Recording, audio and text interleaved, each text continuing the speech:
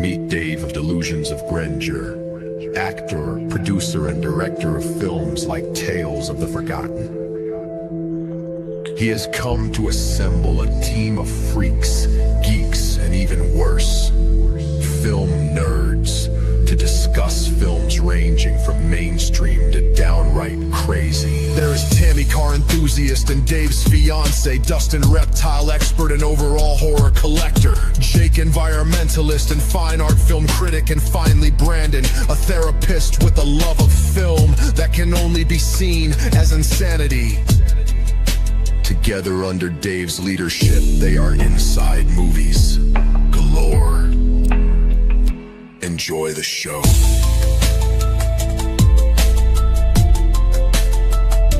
Enjoy the show.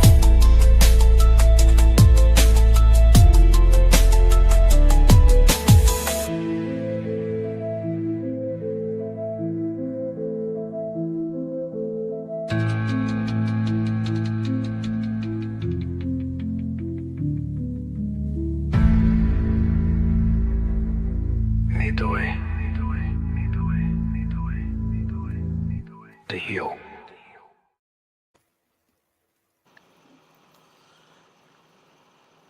Hello, ladies and gentlemen, and welcome back to another exciting film journey here on Inside Movies Galore. I am one of your hosts, but today we are continuing a film franchise that was put forward by my fiance Tammy, and we're continuing down the row in these films, and I believe we already talked about Shrek 1 and Shrek 2, but now I believe it's time we talked about Shrek the Third, and I really mean it, the third. That's what they called it. But let's see. Let me bring. I'm gonna try to bring up the IMDb page. I should have done that before I logged in here, but Shrek the Third, and it's filmed in 2007. It is.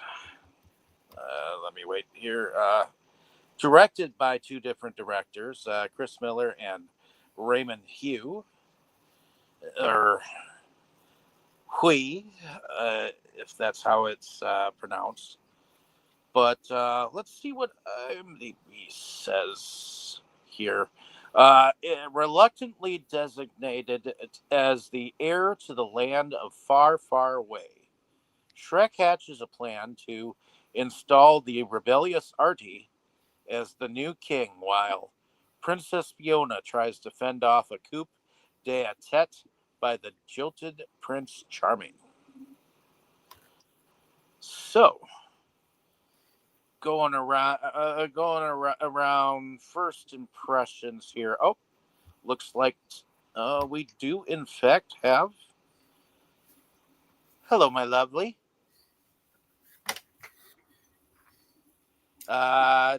Tammy. Hello. So, you originally brought to us this franchise. Did you have a reason behind why you chose these films? Because I like them. Okay. And did you want to bring us into first impressions? I kind of did a little bit.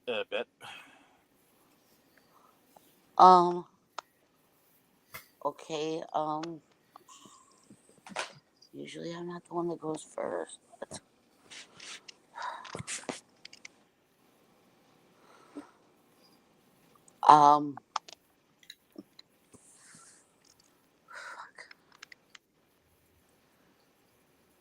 You did the IMDb already? Yep, I did. Okay.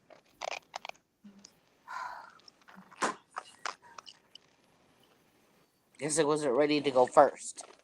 Well, just let's go with Jake then. First impressions. What did you think of Shrek the Third? Did you say me? I couldn't quite hear you. Yes, I did. Okay. Well, this was uh one of two of the core films. The other one being the next one, the fourth film in the franchise that I saw upon release. I know I saw this one in theaters, and I'm almost sure I saw the fourth one in theaters. And I remember being very disappointed by them. So this is only the second time I've seen this one, and it's kind of a mixed bag for me. Uh, there's a lot more to enjoy than I remembered. There's a lot of there are some really good moments in the movie, and there's a fair bit of good moments. But overall, and I can't swear to whether I would have had a different reaction had I seen the film younger and maybe kind of grown up with it. I'd probably have more of a nostalgia vibe. I could definitely see this being a film people get nostalgic about. Uh, to me, it's a good movie that is a pale follow up to the first two in the franchise. Like I said, it has some great moments, and we'll talk about a couple of those as they go along. And it's got some interesting additions. A couple of the characters are fun. It just, to me, it really feels like the producers, I don't know. I feel like visually, in terms of the music, in terms of the writing and the jokes, it really comes across as a sequel movie in a way that the second one really didn't, to me. You know what I mean? Like, it's like the sequel, the second one is the rare second film that I would put on par with the original. This one is like the what you would expect more from a franchise where they're trying to bring in people for more money. You know what I mean? So still a good movie. I'm glad I got to see it again. Get to refresh it in my brain, maybe have more appreciation for it going forward. Also, since the bar was lowered so much from the last time I saw it, maybe that helped with the enjoyment. But yeah, good, but not as good as the first two.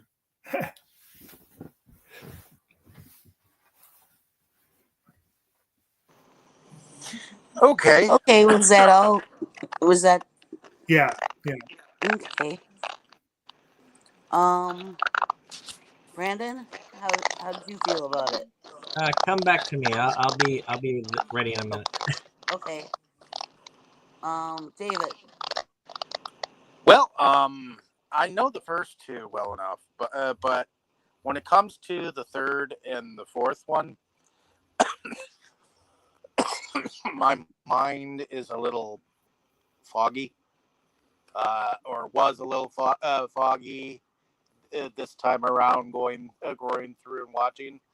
So I remembered bits and pieces of the film, and I gotta say, I actually liked this film on par with number two. Shrek will always be the favorite and the best out of all of them. But two was okay as far as bringing some characters forward. This was Prince Charming's way of trying to get back at everyone, and I thought he actually pulled it off actually kind of okay, even though he's kind of a dandelion, sort of. But I liked the humor of Puss in Boots more in this one. Maybe that's why. And I guess I got a lot of the daddy jokes or the baby jokes that were going on with Shrek. You know, his fears of what were to come, and all that jazz. Which there were quite a few of those. And I seem to remember thinking to myself, the Frog Prince actually dies in this. Okay. So I feel like that was kind of sudden. But other than that, I feel like this is a strong film. And I guess I don't feel as against it.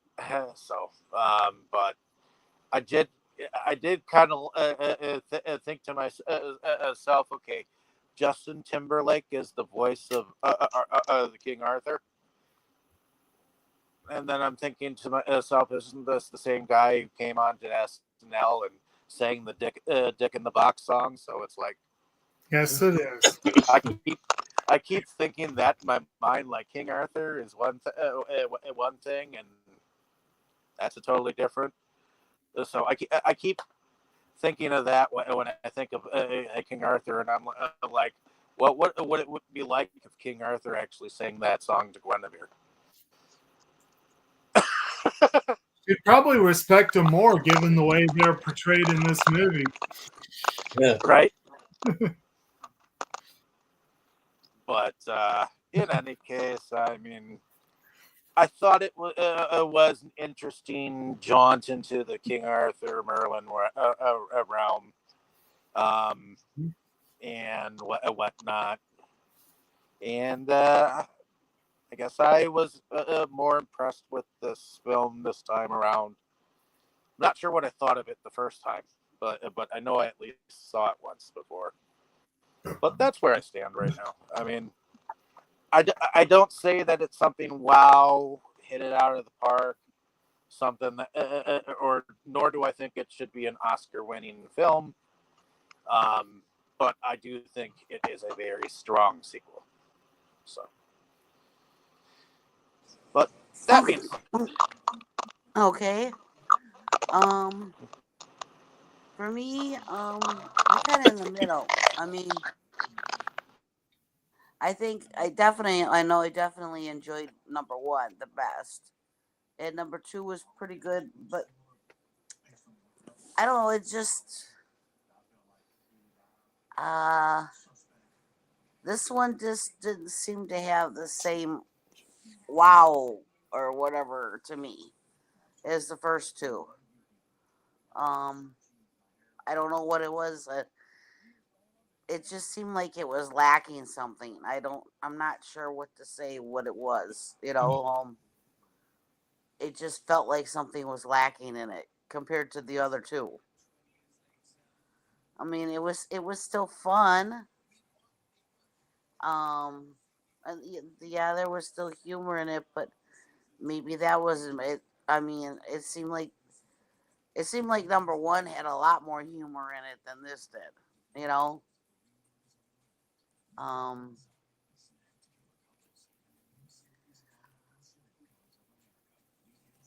I don't.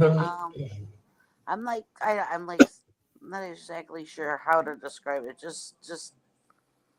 It just didn't seem to have what the first two did. I mean, I still liked watching it, and it still, you know, fit with what was going on. It just, with the other two and with the characters and everything, but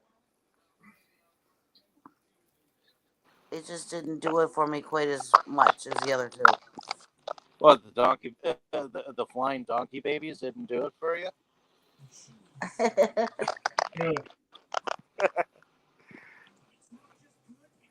I don't know. Like I said, it just felt like there was something missing. Yeah. compared to the other two. So I did find it funny that of the three main guys, Donkey is the one who is already a father, and Puss still had to explain to him where babies come from. That was funny. Donkey has to have everything explained to him. So Right? Donkey is Donkey. But I'd like for somebody to explain to us though how it was possible. Donkey No. and the dragon. The less we know, the babies. better. Well, I figured the dragon must be able to change size because there were scenes in this where the dragon was way smaller than it normally was. Yeah. I think someone suggested before that this might be like many legends where the dragon can take humanoid form or something like that. It could be that she's just camera shy and doesn't want to show that on Although I do kind of like how the dragon was kind of nodding with the other women at the baby shower about what happens to women when they have babies. Yeah. Like they were all experts. Okay, so Brandon, what do you think of this? So I saw this in theaters when it came out. I was very excited for it. I had high expectations because they'd just been getting better and better after the first one. And I think that was really what painted my first impression, was the fact that it was the first two were so good, and then it was just a letdown for me. It wasn't a bad film. I need to, and I think none of us are saying it's a bad film, but when you had so many great things beforehand, I felt like the writing was dumbed down. That was probably my best thought. This reminded me of an Ice Age film, more than a Shrek film. Yeah. It had that feel for it. That yes, the kids will still love it, but there's not nearly as much humor for the adults as there used to be. There is still some. Yeah. But it's nowhere near as great. The music is a little bit of a notch down, but still decent.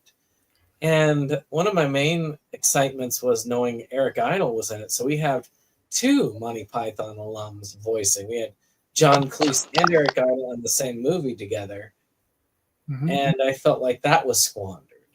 Yeah, that was the first time in like 15 years, wasn't it? Something. Yeah, so I was really excited about that. And they didn't even work off of each other, so it was kind of sad. Yeah, Cleese is barely in it, you know? So with all that, it was just, I disliked this film then because the expectations were so high. And as Jake said earlier, my expectations were much lower this time around. So I got to enjoy it more. I mean, I don't agree with Dave that I think it's better than the second film, but I do think that it's not nearly as bad as I originally made it out to be. It is a kids animated film with a few jokes in it for the adults, and that's okay. It was enjoyable enough. I really liked the whole princess scene thing that they showed off later in the film. I thought that was fun. I wish they would have done more with that. Mm. And, that's about it for now. I mean, animation also looked much better. Every one of these, the animation has been smoother, looking better. The human characters are not nearly as uncanny valley as they are at the beginning. See, for me, I felt like the animation leveled off or was even weaker than the last one. I don't know. That was my thought. But well, I think what the issue was here is that they made the human characters, a little bit more cartoony. Yeah, Whereas they did in do the that. first and the second film, they were trying to make the human-looking characters as realistic-looking as humanly possible for the most part. Not like the main ones, like Farquaad or anybody like that, but like the actual human characters. Yeah, I could see that. Whereas these, you could tell the expressions were more cartoony, the movements were more exaggerated, and in a way, that's higher budget because it does cost more to do that. But yeah, it does look less realistic. But to me, that's Uncanny Valley. I know they had a lot of characters in this movie, so that was a big part of the budget there. Mm-hmm. Yeah.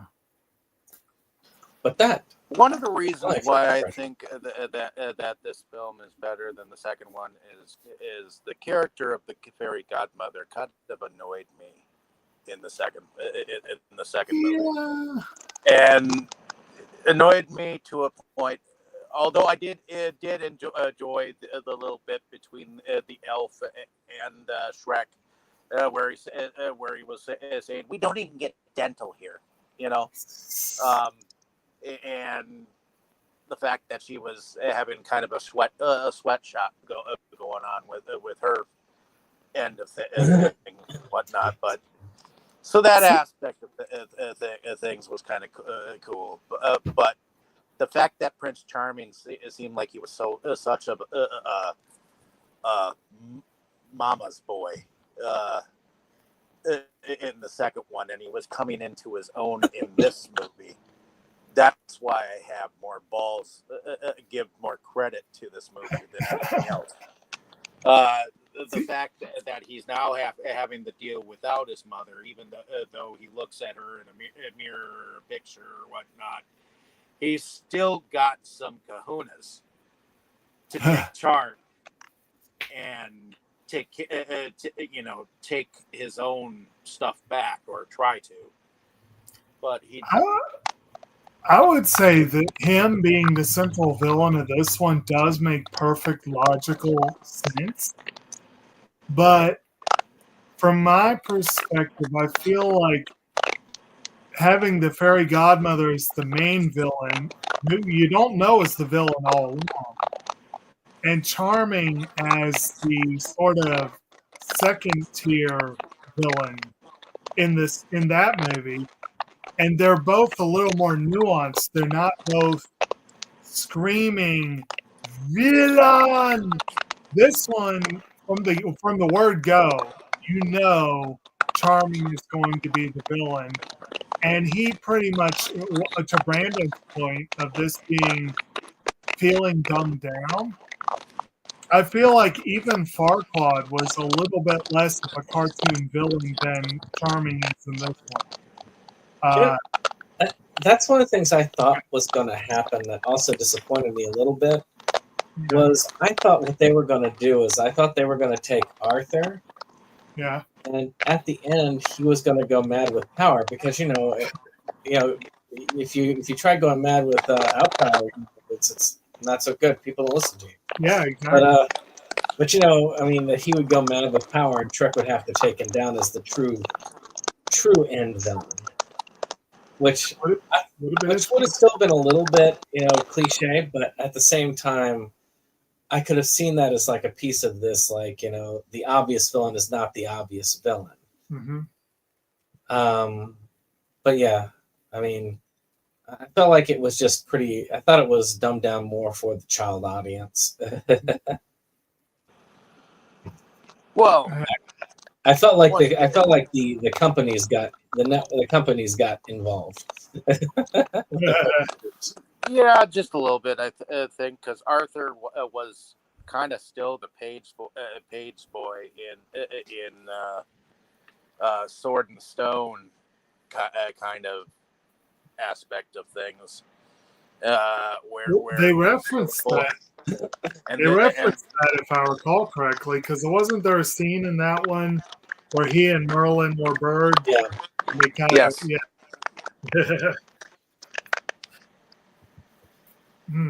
But I do feel like this was before he pulled the sword from the stone, at least that aspect of the storytelling with King Arthur.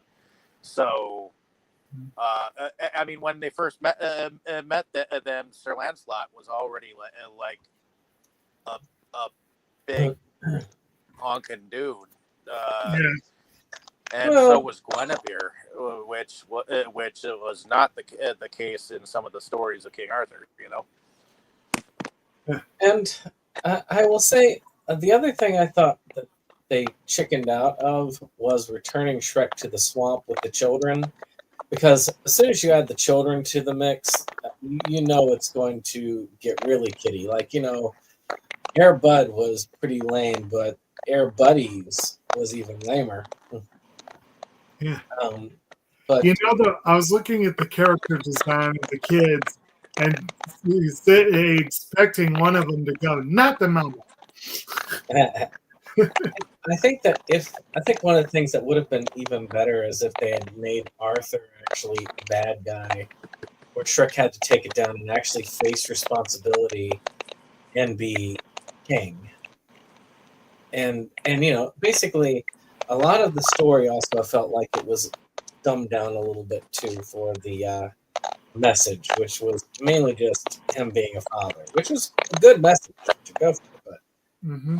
I feel like he still got out of some responsibility when he needed to face responsibility. Mm-hmm. Yeah.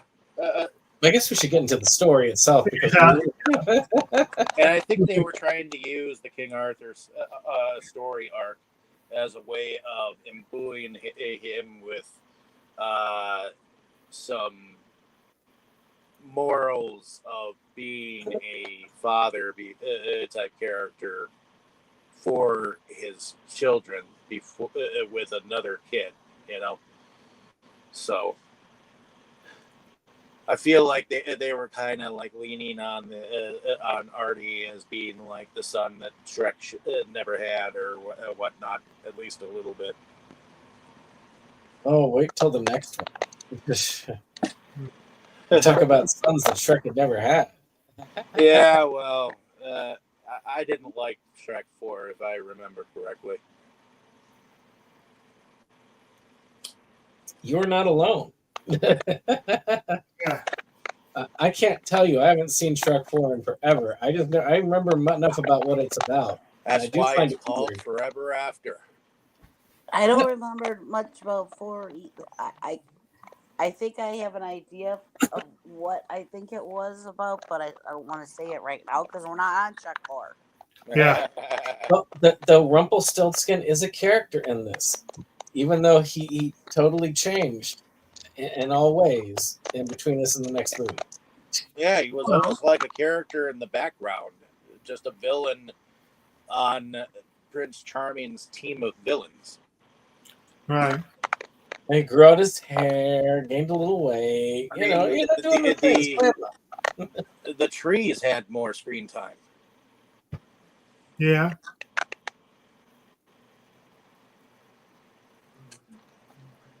I don't know why I guess I don't know why the trees were thought of as such villains. Wizard of Oz. Wizard of Oz. Oh, I guess so. They, if you think about the trees that were throwing apples at them, what are you talking about, little worms? I guess I forgot about the trees. Yeah. Well, they weren't ants. All the fairy tales. They weren't ants from Lord of the Rings, so. I think one of them was called Ant. Yeah. All right. So, are you ready? Set, go! So, did you want to bring us into the plot, Tammy? Huh? Did you want to bring us into the plot? Well, yep. Prince Charming, basically, well, it starts out as King Froggy dies, and then he dies again, and then it takes him 3 times to find. It takes him 3 times to finally die. Right. But before he finally dies, he says that there is another possible heir, and his name is Arthur, and where he can be found, because Shrek does not feel that he is king, that he himself is king material, and does not want to be king. Before this, we have seen quite a few scenes of Shrek trying to be kingly and kind of failing. Well, before that, it did kind of start with Prince Charming, It did. because he was actually in a what you would call a fairy tale theater. And yeah, dinner theater. That's what Yeah. it was. Yeah, It with wasn't dinner theater. off Broadway. It was local dinner theater. And they literally did not like the fact that he was destroying Shrek on stage, so they basically booed and laughed at him. And we start with a direct reference to his introduction in the second movie, where he's basically recreating it, but with a few minor differences. But it was close enough that for a second I was like, no, I'm not watching the second one, am I? But it's for one, he's not wearing his helmet and hairnet. He's letting that hair blow in the breeze. There are a couple of clues that it was not, but I had that feeling too. It's like, did I get a defective Blu-ray? well, it was worse because my dumbass accidentally put in the second disc first, and then when I was just about to start the movie, I was like, oh wait, I put in the wrong disc. So, That's all right. Just go watch the second one again. You'll be good. I didn't have time for it, sadly, but yeah. But yeah, we see him getting heckled and booed by our usual peanut gallery of Pinocchio and the wolf and the three pigs and Gingy. They could probably officially be called the sidekick peanut galleries. Yeah, they're and you see him storm off into his dressing room, which is in the alley. It's like, yeah, he has fallen. Then what was he telling the pictures of his mom, Yeah. that, he's gonna make it right, that because he's the rightful Place as king. yes. Yeah. And yeah, meanwhile, Shrek and Fiona have been substituting because the king is sick. They've been, or trying to substitute.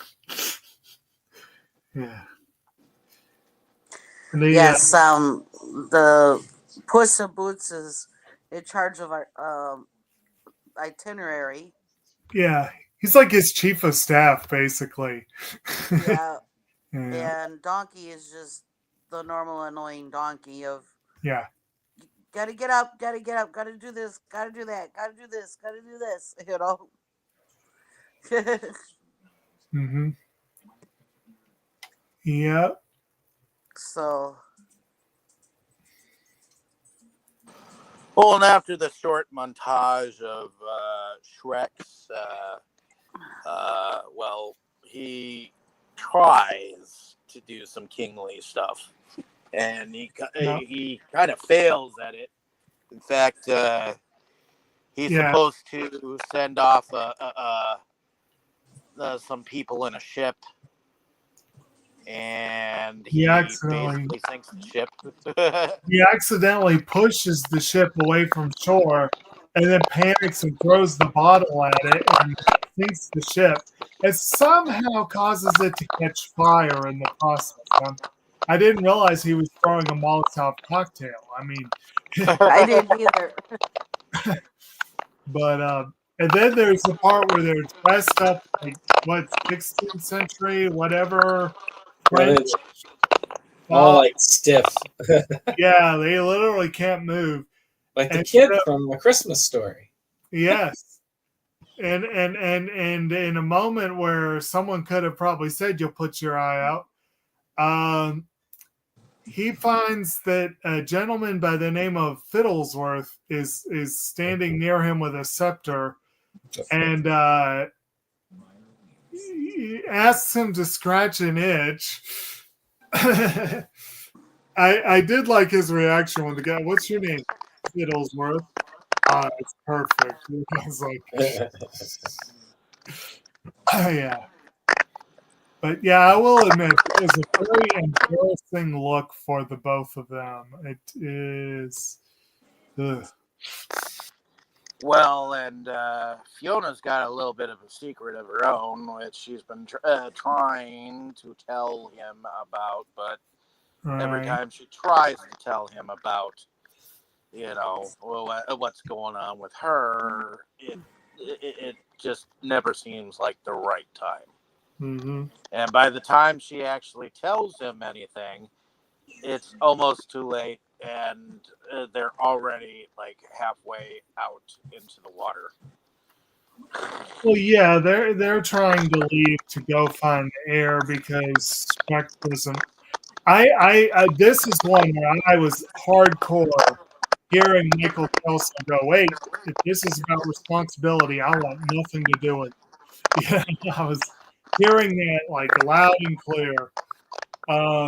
But the first two times she says it, it's drowned out by the ship's captain who's blowing a horn.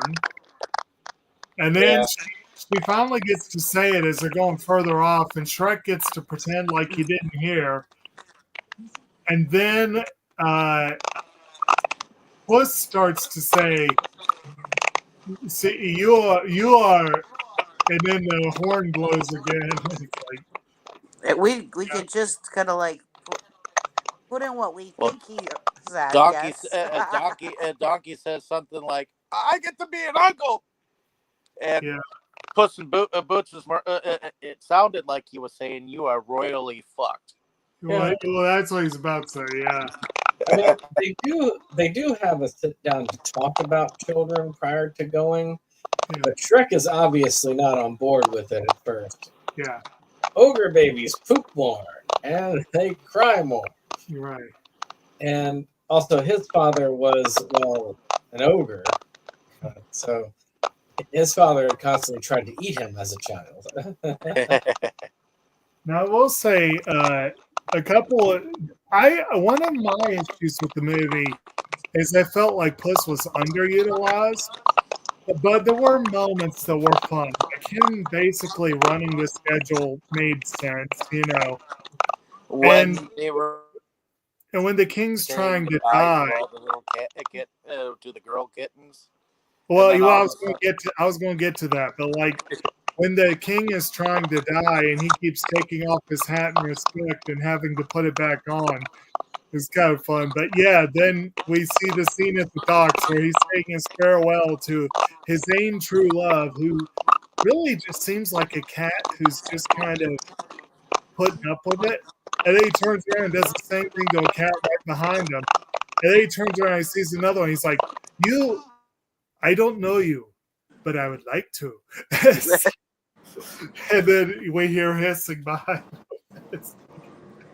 That was fun. Yeah, he just he had plenty of girlfriends, and then he gets Yep. on the ship, and you hear an actual cat fight. Yeah. And that one started to remind me a little bit of Dave. You were with us with the Korean discussion, right? On the anime channel. Was he? I don't remember. Maybe not. I don't know. But like there's a show we discussed at one point, Karin, where they changed a lot from the manga and most of it sucked. But one change that was brilliant was that the younger sister fed off of jealousy. And the brother, who was a womanizer who fed off of stress, he kept going after like college age girls and whatever who were very stressed. and he would do it on, but they didn't all know about each other. And at the very end of the series, we see this scene where Anju's standing on the rooftop. Ren comes out with a girlfriend, and there are dozens of girls there, and they're all pissed at him. And you see Anju like, all the jealousy, like just washing over her, like she's so happy. And like, I just thought of that scene when I saw all the kittens on the dock. I was like, oh, plus you've made yourself a troublesome situation here. But it's good times. I just thought it was funny that the cats are actually having a cat fight. Right. Because we refer to like women when they get into it having a cat fight. Yeah. Yeah. I feel like Puss in Boots has been underutilized for most of it. I even felt like he was underutilized on the second one.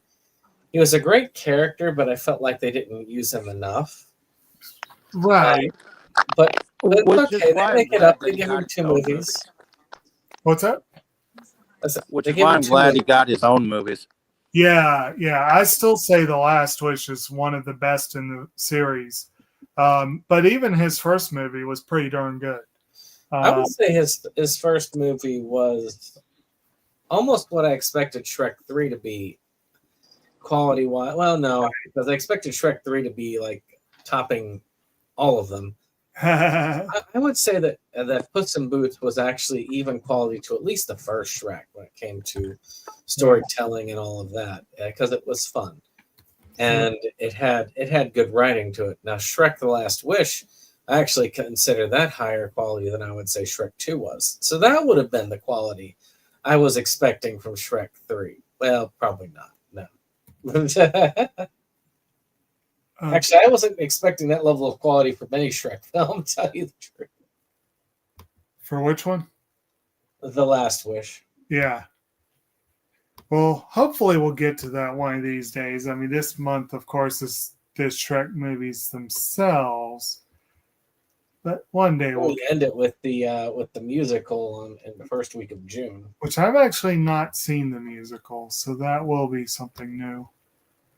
But and I will say one of the weaker things in this one is I feel like the music wasn't as well utilized. Well, we'll get to more of that later, but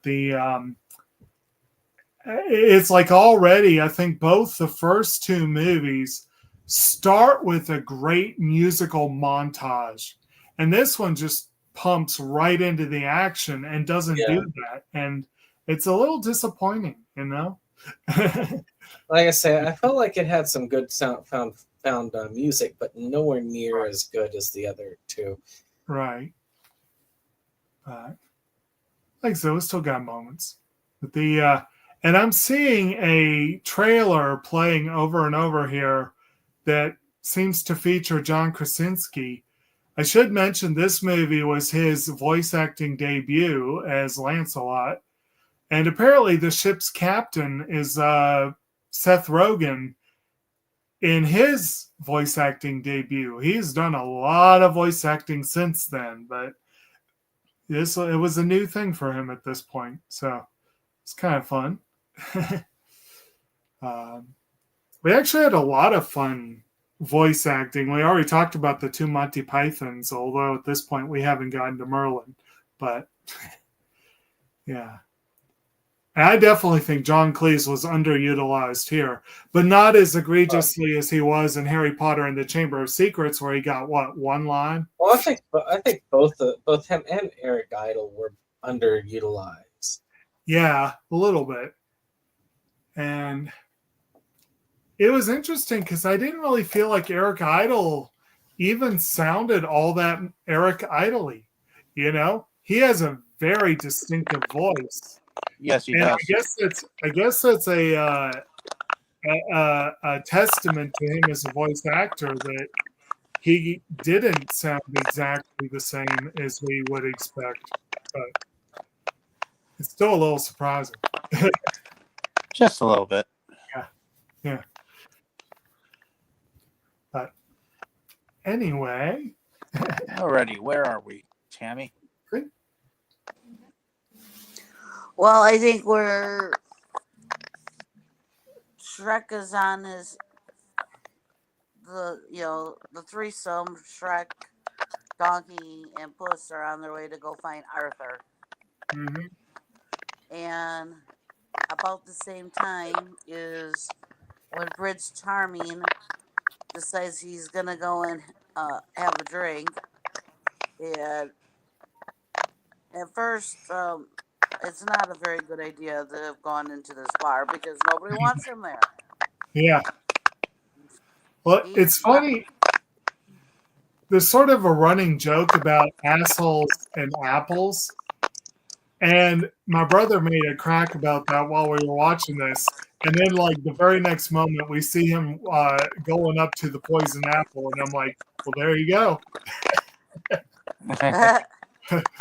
Yeah. But then he turns things all around because all of a sudden he gets everybody thinking about,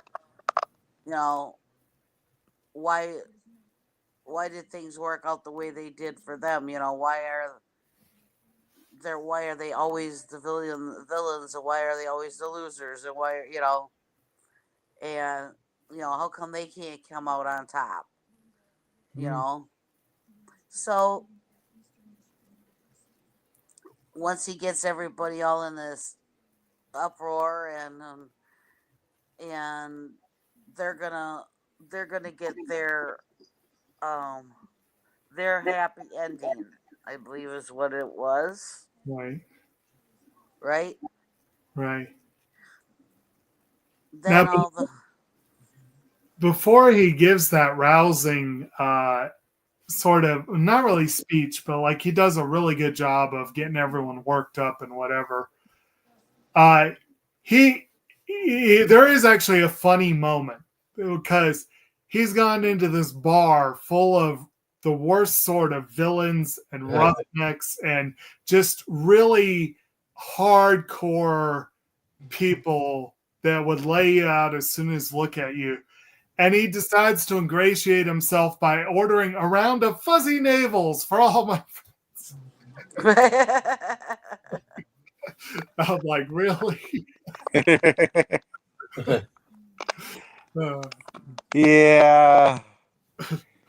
Hey, he probably would have gotten everybody's good graces if he would have just said, "Okay, a round of shots of Jack," Right, whiskey or tequila. Fuzzy navels for everyone.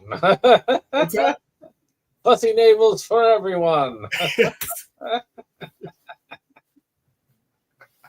Oh, it's good times. Now, Hook would have gone for it, but I mean, and in truth, Charming himself was considered a hero, right? In a lot of senses, even though he really wasn't. I mean, shoot, half the time. Actually, I don't know. Was Fairy Godmother actually going to the bar, or was it more just sending other people there? I'm trying to remember. I feel like she met the king there, but it wasn't like. Yeah, she met the king there at one point. But I feel like she was in the back room or whatever. Am I remembering that correctly? Not really letting people know. Yeah. Maybe I'm remembering that. Are you talking about the ugly stepsister? No, the fairy godmother herself. Oh,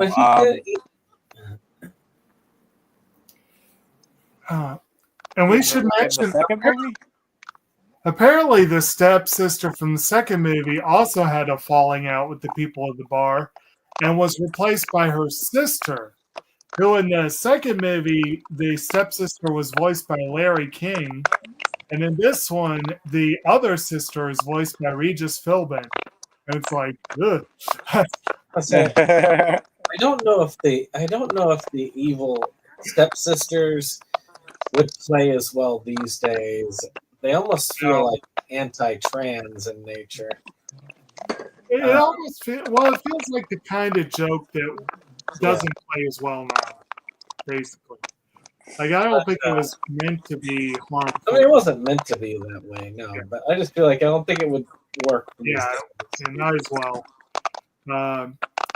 And also, this is the first time that Hook gets significant lines, and he's voiced by Ian McShane, so that's kind of fun. I like the speech that Charming gives, because it shows that Charming can be, well, charming. Yeah. Which makes sense, because he should be. And he was able to actually get in there and give him that whole, you deserve your happily ever after. Right. So he knew what to tell them, what to hear. And I've always thought that Charming was underrated as a villain. Like, I mean, Dave was talking about how cowardly he was in the second Shrek, which I never saw that as anything. Even here, he wasn't necessarily cowardly, but he wasn't stupid either. Yeah. And that I gotta give him. Mm-hmm. He felt like he became more of a one note, but at the same time, he wasn't a terrible villain to have. Yeah, I mean, a revenge plot may be generic, but it makes sense, and certainly for him. But yeah, and we were saying before, like, he may be not typically thought of as a hero. I missed this. I don't know how I missed this, but in IMDb they claim that one of the people in the bar was Little Red Riding Hood, and I didn't see her. But since the wolf is one of Shrek's friends, it kind of makes sense. But I don't remember seeing her either. I don't think. It must have been a background character, but yeah, I don't know. Oh. Yeah, I don't remember seeing her either. Yeah, it's interesting how while Shrek is out and the kingdom is waiting for them to come back, Charming just leads them in and he takes over quickly. Well, where did all the witches come from? Oh, They were in the bar. Well, some of them were, and they gained contact. Yeah, you see, it just seemed like there sure was a lot when they decided to take over. Well, you got the trees from the Wizard of Oz, and you got to remember that there were 4 witches from the from Wizard of Oz at one point in time. There was one that I thought looked a lot like the Wicked Witch of the West, but she wasn't green, but she looked similar, I thought. Well, and you got the Wicked Witch from Snow White. Well, when they're all flying witches' brooms to far away, Well, they not only took over quickly, I mean, they defeated the dragon without too much problem. Yeah. Went away with net on her. Yeah. But meanwhile, Shrek has journeyed to apparently Fantasy High School. Yes, but it's called Worcestershire. Yes. And naturally, there's a joke about that. Donkey doesn't know how to pronounce it. It's logical. I don't know why, but that whole thing both annoyed me and amused me at the same time. Yeah. Like high school. Yeah. Well, I mean, again, you get to see that at first they think that the jock is Arthur because he's good at doing the things you would think a king would do. And good looking, according to Shrek.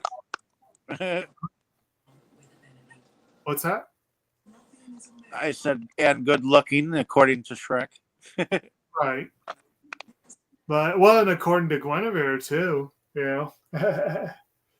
But apparently one of her friends got the hot for Shrek somehow. Yeah, that whole thing. I was like, yeah, my friend is. Yeah. My friend wants me to ask you to take her to prom because she loves mythical creatures. You forgot all the likes and totalies. But yeah. And we're introduced to art. What was it? She is vexed with you. Yeah, we meet Artie, who voiced by Justin Timberlake, and that was kind of a fun performance. It was a fun role. Yeah. I mean, he was just generally a good kid, but he's a teenager, and Shrek is his little father figure. Of course, now Dave's got me thinking about him on SNL. It's Unfortunately, every time I think about Justin Timberlake, it's either that or he's bringing sexy back. right. Well, apparently he was bringing sexy back with Cameron Diaz when he was cast, but by the time the movie came out, they were not doing so. He was saying bye bye bye. But yeah. Well, yep, indeed. Yep. Well, he does get him in there, and Shrek, of course, lies to him by letting him think that he's the only one that can take the job as king. Yeah. And then Donkey and Puss in Boots are like making the job sound terrible, and right, having him run away from it. And it kind of reminds me of the minstrels singing about Sir Robin and but they get him on the ship. Well, Shrek actually lies. It's not just that he doesn't just fudge the truth by saying that Artie was next in line, which I guess is true if Shrek passes. But he says the king specifically asked for him, which was not true. No, he didn't. Yeah. Then they get lost, and they have to stop and ask for directions. And that's where we get to see Eric Idle, or Merlin, essentially. Yeah. Who had to leave because he had a nervous breakdown. So now he's all into like therapy and such. Mm-hmm. He's all into like the new agey kind of good vibes and all that kind of stuff. Hey, we've all dealt with toxic positivity, toxic optimism here. We've had a run in with that here too. Mm-hmm. Mm-hmm. And he wasn't willing to help with anything until the rage inside Shrek was handled. Mm-hmm. What kind of therapy did he suggest?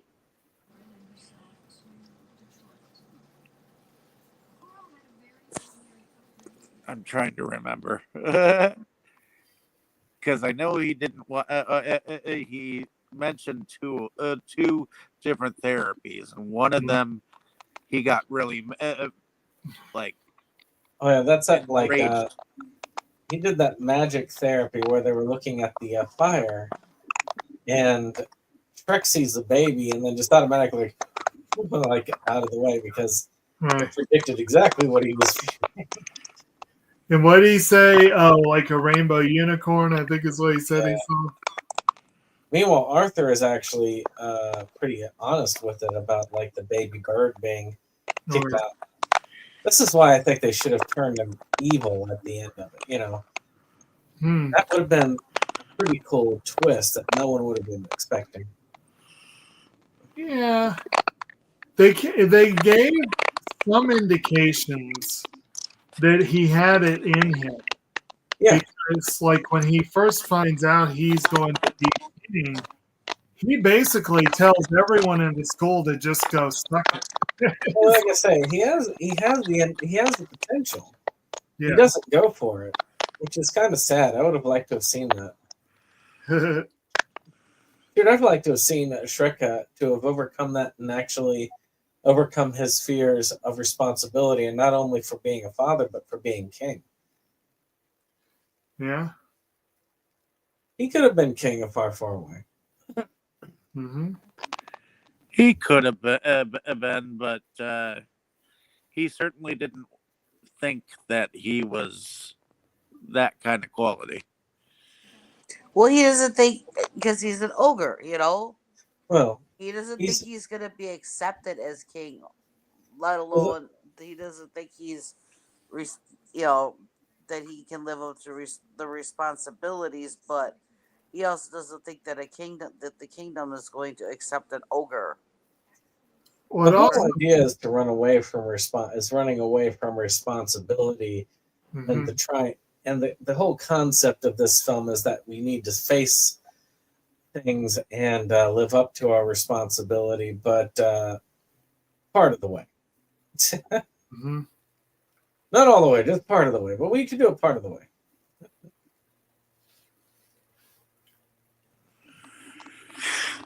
Okay, so ultimately, at the end of this therapy thing, um, they do end up having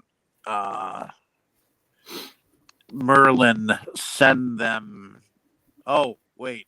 Before that happens, I do believe that Captain Hook shows up with his lot, and No, it doesn't he try to do something to them first before they go.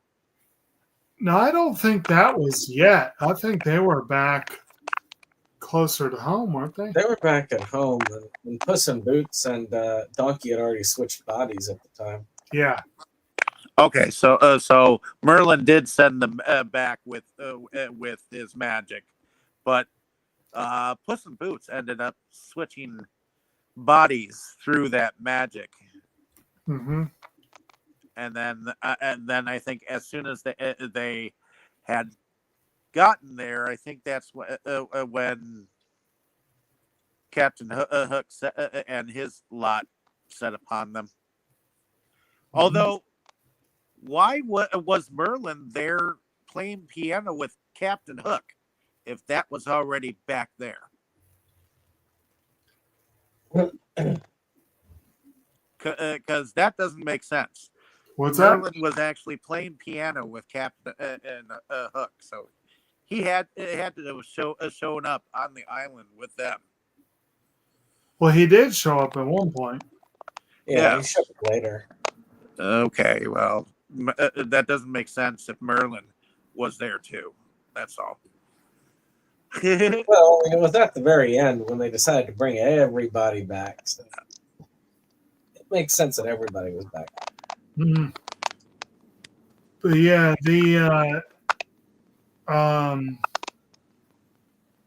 sorry, I forgot where I was going. Anyway. But yeah, well, they're headed back, and they get easily captured pretty much as it goes. And yeah. It turns out that it's up to the princesses to save the day. Yeah. Even though the princesses were originally captured. Well, unfortunately, Rapunzel betrays them, and her charming and gets them locked up. Right. And I actually do like it when the princesses stage their rebellion.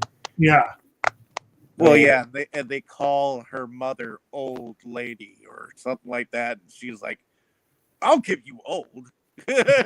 She bashes through two walls. Right. I mean, like, somebody had to teach Fiona. Yeah, she's like, "Where'd you get? You think you got your fighting from your father?" I also love the part where you've got Snow White sitting there calling the birds and animals. That switches music tracks as she sends them on the attack. That was the single best musical moment of the movie. Yes. She's sitting there doing the usual Disney princess, la la la la la, you know, bringing them all in. They're all settling around her, looking peaceful. And then on a dime, it switches to Zeppelin and the Immigrant Song, and ah, Yeah. that was great. That We is had just like the heart barracuda. Yeah, we yeah, had Cinderella using the glass slipper as a weapon, right, and then Sleeping Beauty falling asleep and tripping people up. right. If Sleeping Who Beauty knew you keeps could falling use asleep. narcolepsy? Who knew you could use narcolepsy as a weapon? Right? But they do manage to free the dragon, and they manage to free Pinocchio and Gingerbread Man, which they'd had Pinocchio tied up like a marionette, as he Yeah. was, and Genji, of course. And I appreciated that, where it was like it took $5 for Pinocchio to do a performance that lasted what, 10 seconds? It's like, okay. Talk about marketing. Yeah. I like it that they had a redo of that play that Charming was in, Yeah. but he could be the hero. Mm-hmm. But also showed that people in that performance that people still like Shrek as a character. Right. Yep. And I do like how Shrek was actually able to make fun of him on stage. Oh yeah. Did those ties? Did those come in man size? Did those tights come in men's sizes? I'm sure Charming was very pleased about that. Oh, I'm sure he was indeed. Mm-hmm. Well, But he like I said, certainly I did didn't like. expect everyone else to show up then either. I'm trying to remember how Shrek got free. But oh wait, no, he broke free because Charming was going after Artie. Yep. Yeah. And of Oh course, yeah, he had. We should mention he had gotten Artie from being killed right then and there by basically seeming to throw him under the bus. Like he basically told him straight up, "Oh yeah, I just lied to you. I was just using you, you know, to put on a big show."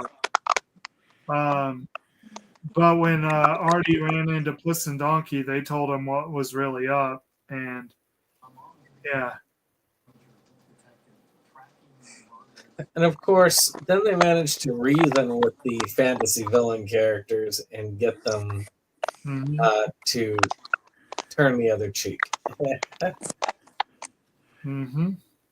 Well, yeah, basically telling them that didn't you ever just want the choice to whether you chose to be a villain or not? Isn't there anything else that you've ever wanted to do? Mm-hmm.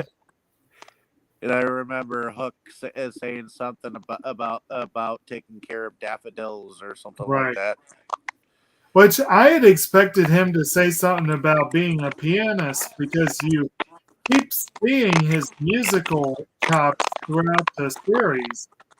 But yeah, they went with that. I'm like, okay, that works. Yep, that's. Then of course they managed to defeat Charming, and the end. Well, I mean, then Shrek gets to actually Arthur takes takes the throne, and Shrek is able to retire back at the swamp with his new litter of kids. Mm-hmm.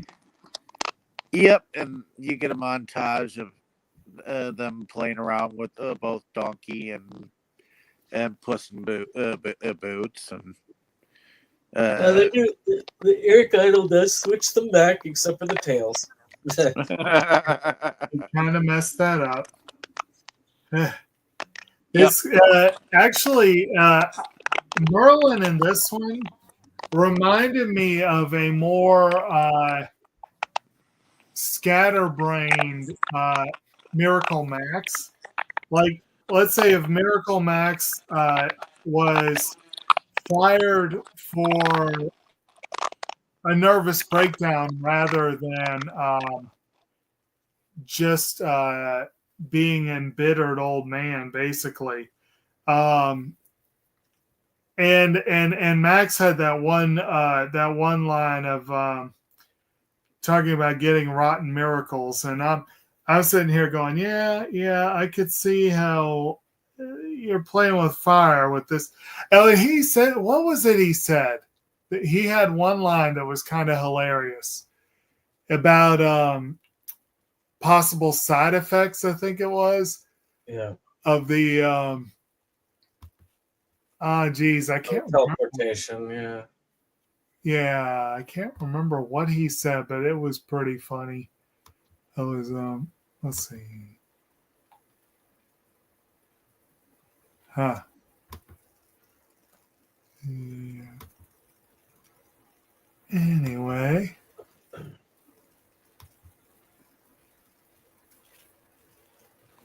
Well, Okay, so we are. Are we basically done with the? Are we going into production? production? Sure. See, I actually thought the animation was a step up quality wise. It was a little bit more cartoony, but I felt like it was smoother in a lot of ways. It was definitely smoother than the first one, but that's not saying. Oh yeah. Yeah, it was smooth animation. It was just, I guess, again, the look wasn't quite what I would have hoped, but yeah. I guess I was okay with the animation. I get what you're saying, Brandon, where it definitely does look smoother. I guess I don't kind of know what more would you expect from the animation style here. I thought that that the trees from Wizard of Oz were definitely interesting. I thought watching the trees do the ballet in the background that was entertaining. I thought there was a lot more going on the screen than you saw in the previous one. Oh yeah, I think that's probably true. Yeah. Do I wish I would have seen more villainry? Yes, I do think that there should have been at least a little bit more villainry, Reeves, since we had all those villains fighting for him. Maybe there should have been a little bit more with them. I feel just to see who else was among the villains in his posse. But I didn't have a problem with production overall. I did feel like there was something missing, but I can't really put my finger on it. Like, what else could there have been? You know, I really don't know what could have been added to make it not so, oh no, incomplete. But you never know what they could have added to make it seem better, you know. But I think there was enough plot to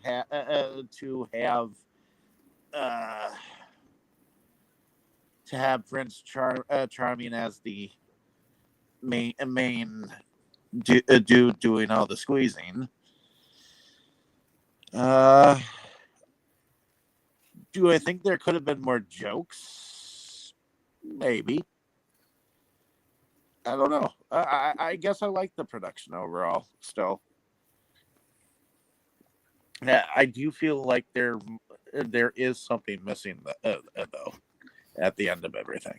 I just can't place what is missing. You know, what could have Yeah, been added, what could have been taken back. It's a puzzlement. it is a puzzle. Yeah. But what about you, Jake? What did you think about production overall? Like I said, it was mostly good.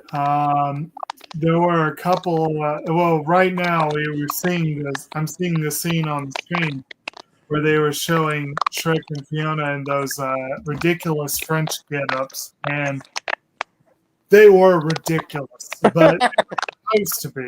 Um, Well, yeah, the and Filmz. I think overall, I don't know. Maybe it was a little more cartoony looking. There was something off. There were a couple of moments. Again, there were a couple moments that were meant to look bad, like when Puss was possessing Monkey's body and tried to do the eyes, and it came off as creepy as shit. That was supposed to be that way, but you know, there were a couple of. So yeah, I guess overall, I just visually I didn't love the film, but I guess it probably was. It probably was an issue of maybe they stretched themselves too thin. You know, maybe there were too many moving parts and they couldn't give all of them 100%. I mean, Like Spider-Man 3. maybe.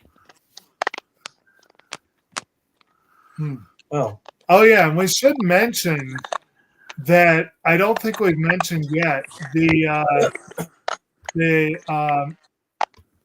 princesses are it's for the most part a sampling of Saturday Night Live voice alums. We've got Sherry O'Terry as Sleeping Beauty, Amy Poehler as Snow White, Maya Rudolph as Rapunzel, and Amy Sedaris as Cinderella. I believe Sedaris was on SNL. I honestly can't remember, but the others definitely. So that was kind of fun. You know, I can all of them were new to this movie, right? I don't think they were in the previous ones. But those characters didn't have as much to do in the other films either. Which all comes back to Justin Timberlake. I wonder if he brought those Saturday Night Live voices along with him. It could be. It could be.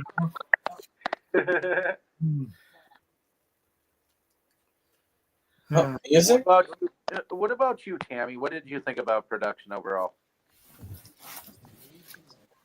I thought it was decent. I mean, you know, it went along. You know, the anime went along with everything that was. You know, but they had the right like backgrounds and the right, you know, dresses, and you know, it's just and everything.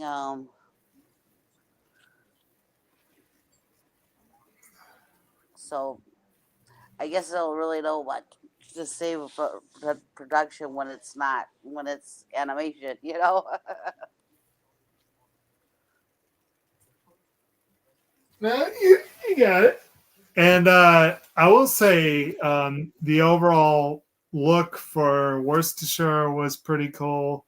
You know, it made sense for what they were going for, I think. Yeah. Okay. So as far as everything goes, the music in these Shrek movies is always interesting and entertaining. So I thought they had an interesting mix of Zeppelin and Hart and The Zeppelin immigrant song should have gone on longer though. Yeah, a little bit. But again, the way they used it was pretty great. Yeah. Yeah.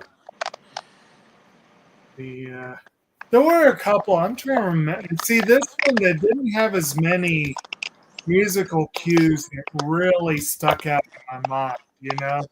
The others had more that were like really memorable and noticeable.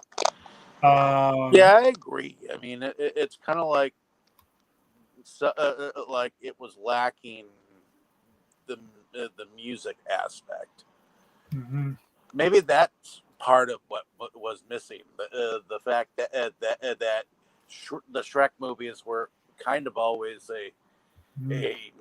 a musically inclined, in the background, kind of supporting it more, kind of Right. thing. Kind of leading the music kind of is what drew you Yeah. somewhat to some of the scenes, and An- they were lacking in some areas.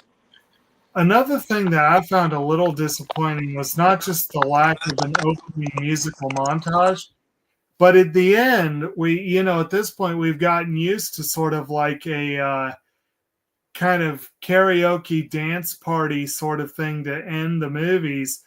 And this one, Donkey and Puss are still singing a song, but it's like it's clearly over the credits. Like they're dancing on a black screen. The babies are popping in and out of frame, and it's not an organic piece. And actually, this could probably go under production as well.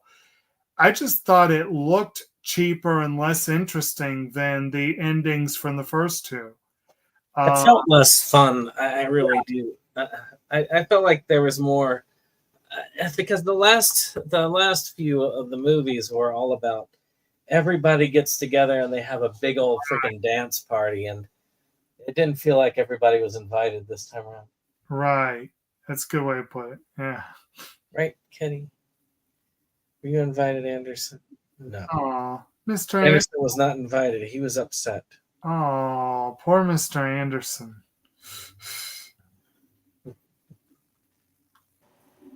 Yeah, they didn't have the big party at the end that was No, missing. they had it somewhat plain during the credits, but that was kind of like okay, I could snooze through that.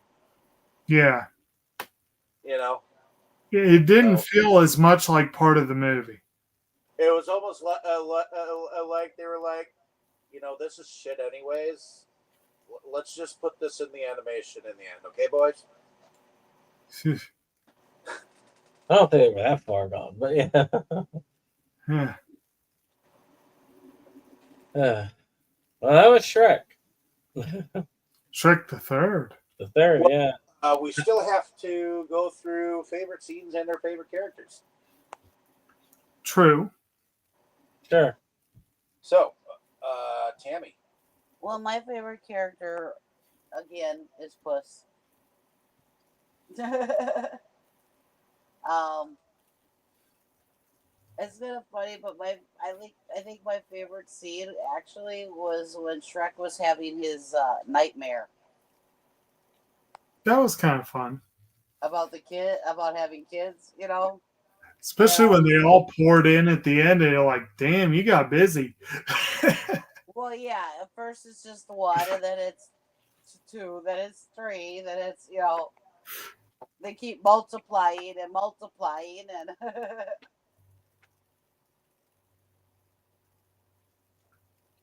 I got a kick out of that. Because at first, I thought it was going to be a nice little dream, but also, whoa, yeah. So, um, and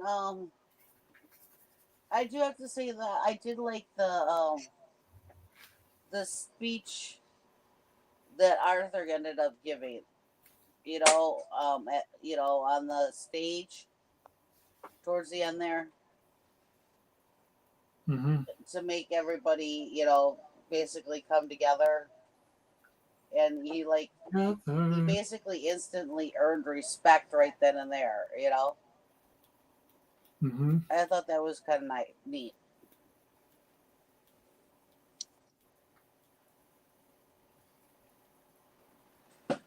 Okay, what about you, Jake? Favorite scene and or favorite character? With this one,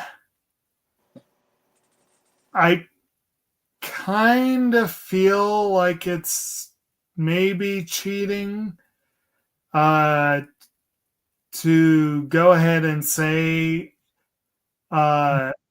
obviously Puss in Boots is my favorite because again in this one I'm not sure he earns that as much as he does in the others.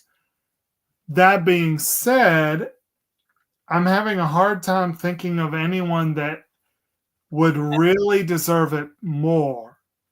Arthur, I thought, was well done, and I think he deserves at least a shout out.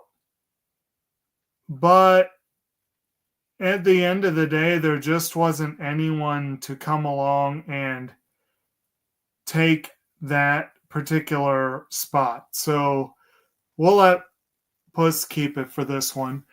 As far as favorite moments, I'm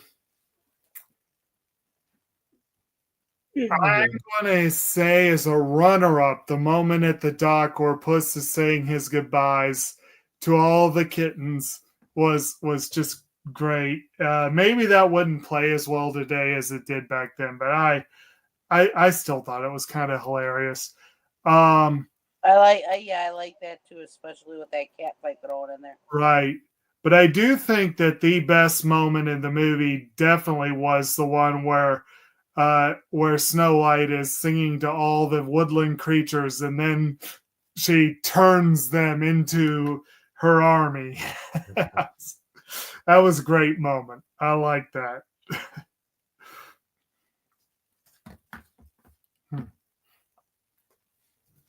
How about you, Brandon?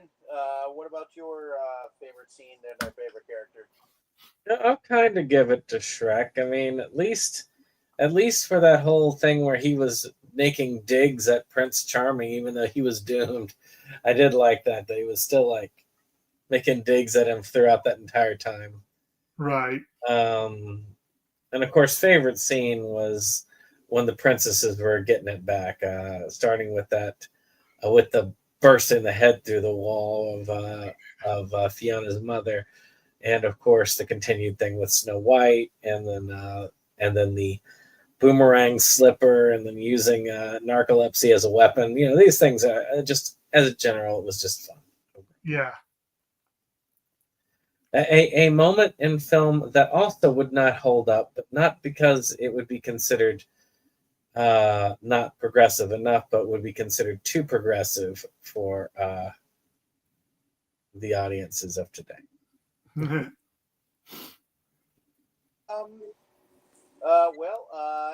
my favorite scene, I will have to say, is Shrek's dream of all the tiny thousand babies that just come tumbling into the swamp. I just think that was so hilarious. But I also like when the princesses take back what's theirs. That's kind of just when Snow White comes out singing her song of birds and animals and whatnot, and suddenly it Led Zeppelin pierces the sky, and she. But favorite character. I'm gonna have to go. I'm gonna have to go with Donkey as my favorite character. I still get a kick out of how clueless he is. But in any case, we are at the end of everything. So why don't we go around and tell and hopefully everyone who sees the movie go out and see the movie. Whoever has listened to our discussion, definitely let us know down in the comments what you thought of either. And let's go around and see what each one of us has to tell the audience about each other. So let's start with you, Tammy. Why don't you tell them a little bit about yourself? What you do? Well, I go on this channel and another one with David and talk about movies and listen to everybody else's opinions and thoughts and check out a lot of times movies that I haven't seen before. And well, this weekend will be the start of taking my car out for car shows, and I'm looking forward to it. Alrighty, heading over to you, Jake. Why don't you tell us a little bit about yourself and what you do? Well, I'm Kotobukijake. I'm the sometimes co-host of the YouTube channel SeptumSin versus the World, and I am just recently back from a lengthy trip where I got to see a lot of cool stuff and have some good food and just, spend time with family and friends, and it's good times. But very exhausting in some ways.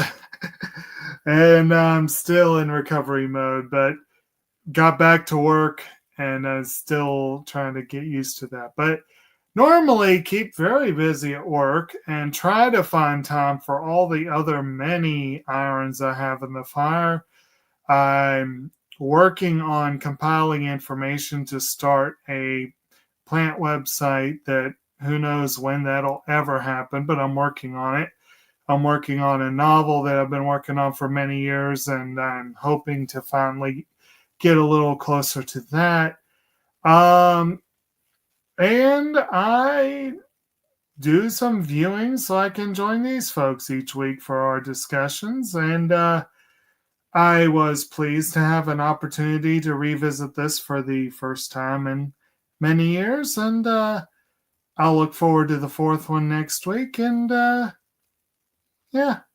We're also working on Adventure Time on the other channel on SeptumSin versus the World. So I need to get some Adventure Time going on here in the next few days, I suppose.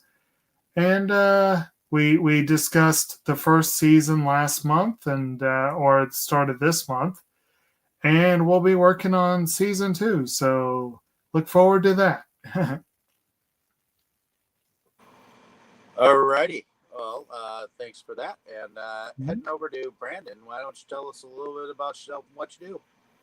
I'm SeptumSin, a SeptumSin versus the World. We like our physical media. We did a pickup video, a live one between me and Dave. We shared it on our channels. Also, this Wednesday, there will be a pickup. And Thursday, I will be reviewing the film. Gosh, I can't think of what it was. Joel Wynkoop did a film about COVID, so I'll be reviewing that. And next Wednesday, we're having Animation Anticlimax, where we're covering Adventure Time Season 2 before we take a break between my birthday and Brittany's. But don't worry, we'll return back in September. I would say August, but August is going to be there. But I think September, maybe we'll just do a 2-season update so we can get season 3 and 4 of Adventure Time watched. Okay. So we can just start working on that. So after July, just to get 2 seasons down. So that's all I got. Alrighty. And I do believe that I am one of the founding father of Inside Movies Galore. So thank you for coming along with us on this fantabulous journey we've been having. I'm looking forward to finishing up this franchise next week. So stay tuned for some more. But I do moonlight under a different channel called Delusions of Grandeur, where, just like Mr. SeptumSin has said, we went across the Spidey universe and showed you a lot of our pickups that we've had lately. So check that out. We went live about them a little bit ago. So looking forward to seeing if any of you have any comments about any of the things that we showed, and whether you guys have any of those in your collection. And I do some video pickups and some other podcast type things on on Delusions of Grandeur, where we go on about various films. I believe we went on a film called Boomerang from 1947 this last Sunday, so check that out, that discussion. And I do believe next week, Brandon and I are back to the grindstone about putting back together, or putting together the finality of anthology number 2 disc, probably next week.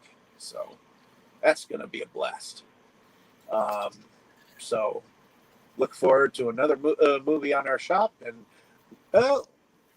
if you haven't yet checked out our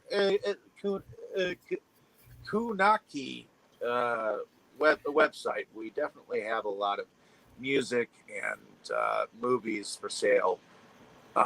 Make sure you check them out. New CD just dropped last week. In any case, like, share, and subscribe, and everyone say good night. Good night, everyone. Good Good night, everybody. Inside movies galore, just makes you just want more. We've had all in the world of media to explore. Horror, anime, or Curious George. Our love of new things was our reward. It is the best night of our week. Frankly, my dear, I don't give a damn.